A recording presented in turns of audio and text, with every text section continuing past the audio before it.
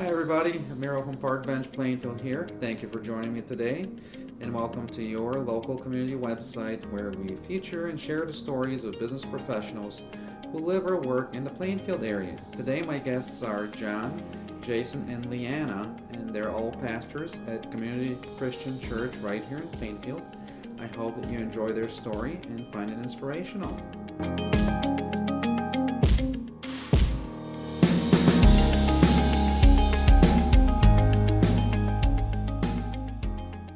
Hi, John, Leanna, and Jason. Thank you so much for hanging out with me today and for inviting me over to your church.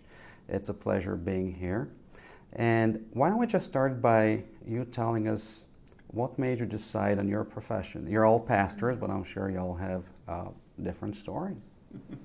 Well, yeah, hey, thanks for being here for sure. We appreciate that and just getting a chance to know you. I don't think we can each answer on this, but I don't think I ever set out to be a pastor. I never even thought about it. In fact, I tell this story quite often that growing up, I could count on one hand the number of times that our family went to church. So we didn't go to church. There really wasn't a whole lot of faith there, but early on, I knew that there had to be something more. And my mom had mentioned something about Jesus and that was going to be the way that I needed to go. And so I probably just went to church on my own. I had to ride my bike for the very first time to go to church.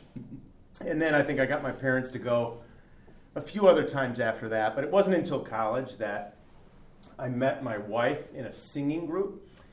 It was probably a denominational singing group, but I think everybody just came from all different backgrounds. But that's where we really first started asking questions like, who's God? What do I really believe? What is this Bible? Maybe I should get a copy of that. And then we moved back here to the Chicago suburbs afterwards, and that's really where it clicked. We got invited, and it's been quite a journey. But again, I didn't think at all that I would ever be a pastor. I mean, I set out to work in the insurance industry, right? Business ministry type stuff, and but we got invited to Community Christian Church by a complete stranger at Lou Malnati's Pizzeria, and he invited us, and we went the next weekend, and lo and behold, that was Community Christian Church, and we got plugged in. We started attending, we started serving, we started leading, and one thing led to another. And it's funny how things work out, isn't it? Yeah, the guys who founded the church said, "Hey, would you like to be on staff?" And I said, "I didn't even know that was a possibility." So great, but here I am. Yeah, I love it. There's something about that Lou Malnati's butter crust that just makes the magic happen. It's pretty good. Yeah, it's really good. You were at a good pizza place. I think yeah. that highlights the story. Best deep dish. Yeah. But how about you guys?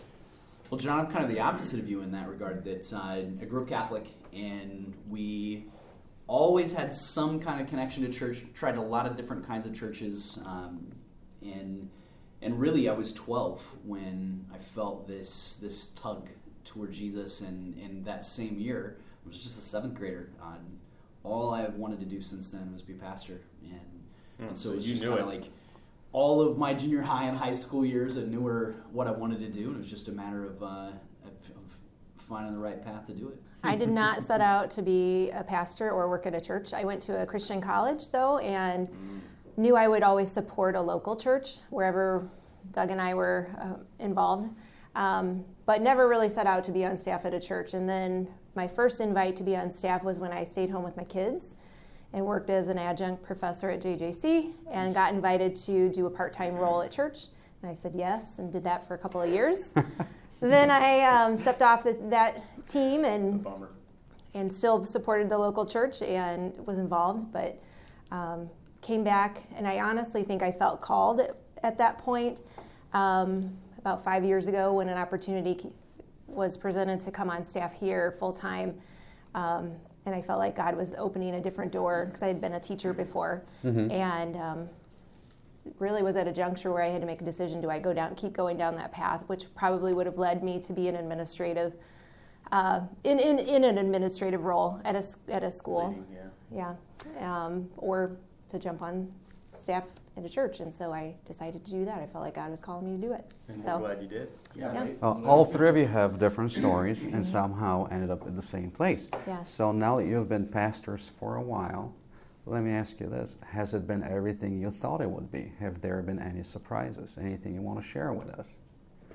When I was a kid, I remember, watching a priest conduct mass, and in my head, I thought, it's got to be nice being that guy, because he's got to be sure he's going to heaven.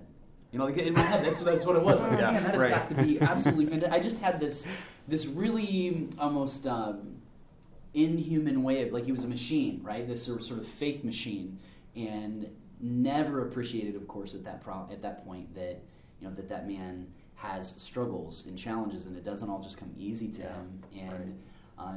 And so, of course, I mean, it didn't surprise me to become an adult and all of a sudden, like, okay, it isn't just tickets to heaven. There is still struggle in this, and what I've discovered in all of this, though, that anything that is worthy of the endeavor of a human life, to give our lives for something, if it's going to cost you something, if it's going to be difficult, something like this, I say, is just totally worthy of that struggle. Sure. And it is totally worthy of the sacrifice of time and emotion and energy and life to do it. Yeah. Well, an interesting question. I think that I since I didn't have a church background growing up, like, I didn't have any horror stories, like what's it like to be a pastor and to be in demand and those sorts of things where, like, the people come first versus your family. We didn't have that. I didn't have that experience. And here at Community, anyway, I mean, it's such a dynamic team that I never feel like, the weight is not just on one person. It could be on Jason one day, or Leanna, or all of us, or the extended staff team. So it's actually been better than I ever dreamed it could be, truthfully. Yeah. I love it. I absolutely love it. I feel like it's a real privilege to be able to enter into people's stories at whatever juncture they reach out to the church to start a journey. I've always just really been honored that people let us help them, let us counsel them, let us share Jesus with them. And it's draining and emotionally hard, no joke, but but you just value each person. It's just such a privilege to be a part of people's lives. So I love it. Yeah. Oh, I like the fact that you said that it's draining and emotionally hard. Jason, you brought up the fact that, hey, you didn't realize that the big guy up there, he probably has struggles and challenges himself, right? So what are some of the challenges that you have faced as a pastor and have overcome or are still working through? I will go on that one first. Sure. I think one of the first times we moved into this building 3 years ago, a woman walked in and just at a really, really low point of her life, everything was falling apart, no money, just you name it. It seemed like she had it all happening all at the same time. And she just walked in, and I just happened to be the person that was able to receive her at where she was and listen to her story and try to think of ways in which we could start to help her piece back some of her life. But I remember her leaving and me immediately finding a friend, and I just wept for her because it was such an emotional weight to have somebody almost to a point where you cannot fix it all of it right now. There's no way the church even could just say, okay, we're just going to help you and give you all of these things and now it's going to all be better. It just wasn't going to be better initially. But in the moment, it was just an interesting point, I guess, where it's just like, I just felt like the whole weight, I needed to release it. But of course, I would never let that person see me like that because I wanted to be there for her. You but gotta those keep kinds it of on the things, inside, right? you just don't know. Your heart just breaks for people, and to me, that's where I feel like I think, very Leanna, vulnerable. you bring up a great point when you say you can't fix it all right now. It is possible to change your direction, but you can't change your journey and destination overnight. It takes time, and I'm glad that you said that. Yeah, if I were to add on to that, I would say that some of those struggles are, it's one thing for somebody to come in and they're in a financial hardship, like in the western suburbs. That is something that we can oftentimes help with, right?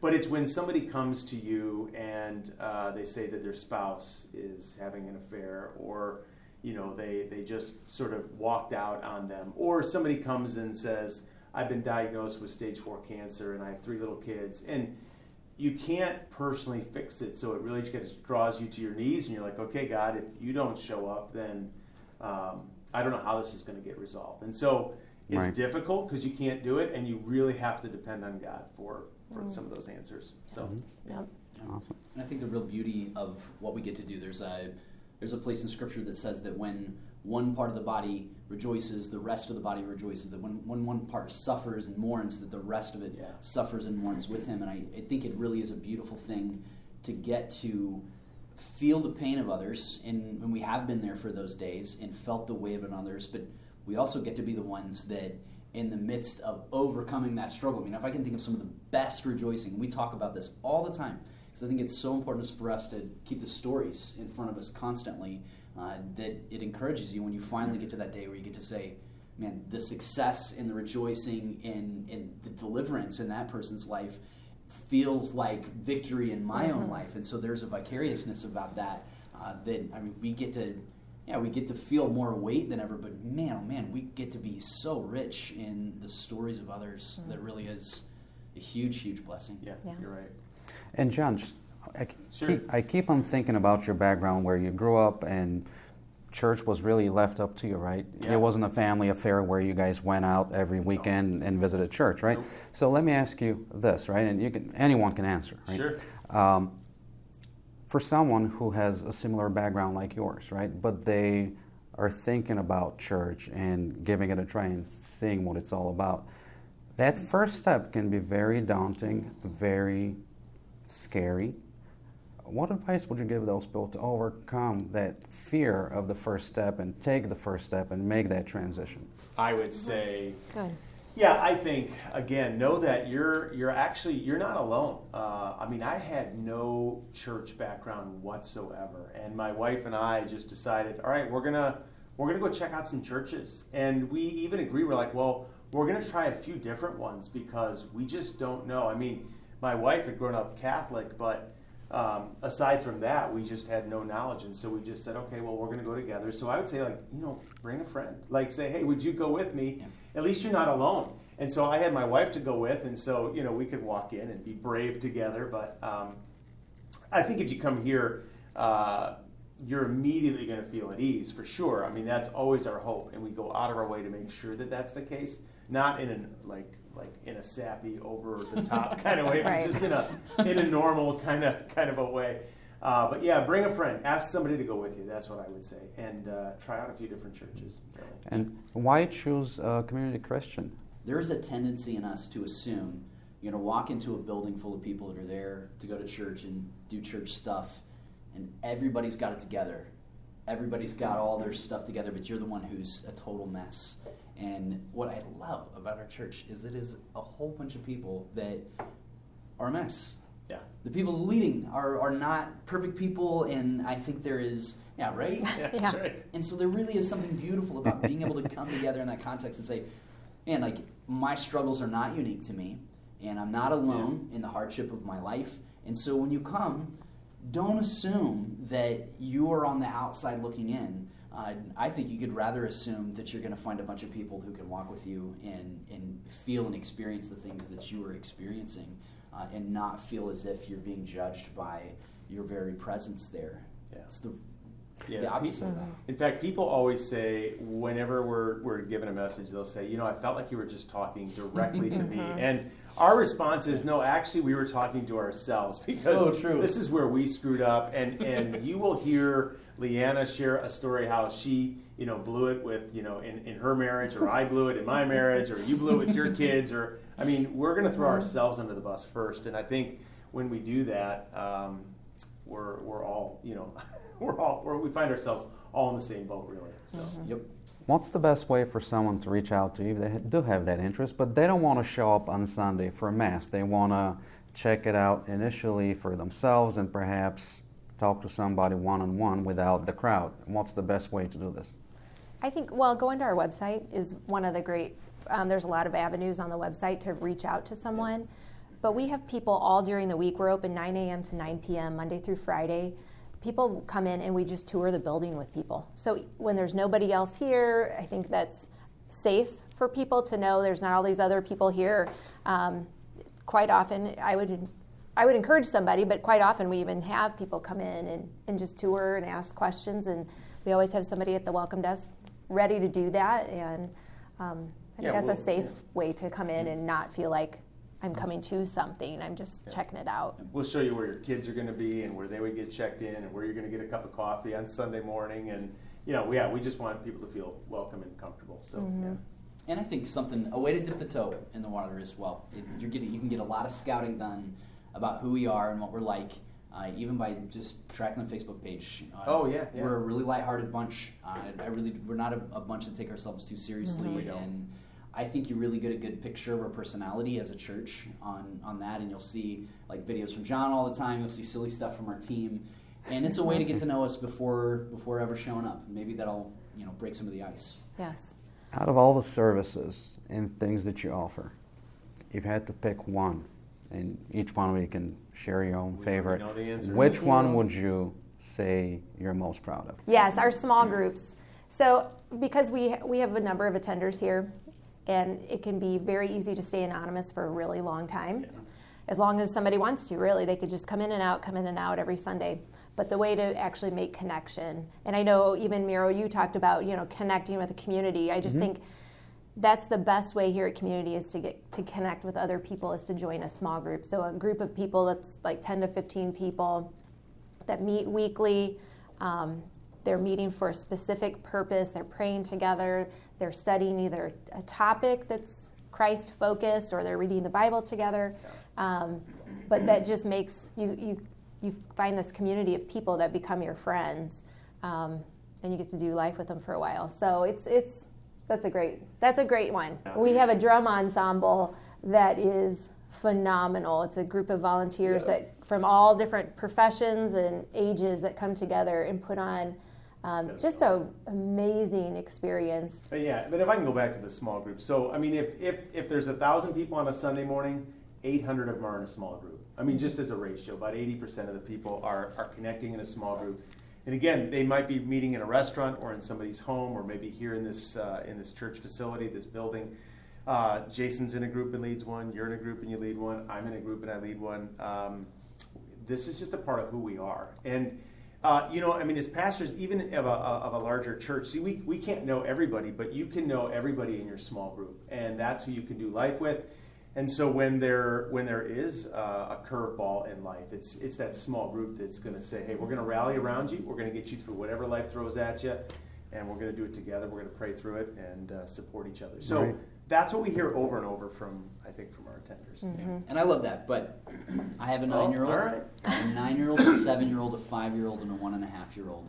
And of all the things that mean the very most to me, without a doubt, it is our kids ministry. We call it Kids City, and I could put up with like a lot for me. I mean, if I showed up to Community and I was like, it was okay, but my 5-year-old walks out and says like, that was the best thing I've ever experienced in my life. Guess where I'm going back to? And I'm going to be back. And my kids love it. They absolutely love it. They are thriving in it. They're learning and getting opportunities and discovering themselves and learning about their faith. And it is something that my kids genuinely, every single week, anticipate and look forward to. They know when Sunday is in the week. And what is the mission of your church? What are you trying to accomplish, to achieve here? Well, we all know it, but go ahead, Jason. Yeah. Yeah. You got it, man. This really is the thing that we wake up in the morning for every single day. Yeah. It is on the wall of our lobby. It is something that we talk about every single time that we gather. Our mission here is helping people find their way back to God. Before we wrap things up, is there anything exciting happening that you would like to share with people who might be seeing this? I think, well, I mentioned the drum ensemble that's happening this Sunday, but I think last year, and I pray that we will experience it again this January, we had something that really was a season that we're calling it a season of breakthrough, where we've just asked for more of the Holy Spirit's presence in our church and in the lives of the people here. And last January, I think, was really pivotal.